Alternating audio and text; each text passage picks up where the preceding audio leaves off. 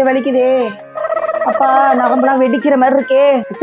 என்னாச்சுங்க அத்தை? உடம்புக்கு என்னாச்சு? தலைய வலிக்குதுமா, மண்டைய பொளக்குதுமா. சரி கொஞ்சம் வெயிட் பண்ணுங்க அத்தை, நான் மெடிக்கல் ஷாப்ல போய் மாத்திரை வாங்கிட்டு வந்துடுறேன்.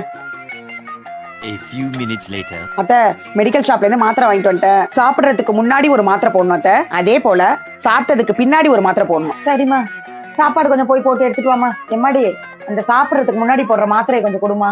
அது எடுத்துறேன் அத்தை. இந்தாங்க.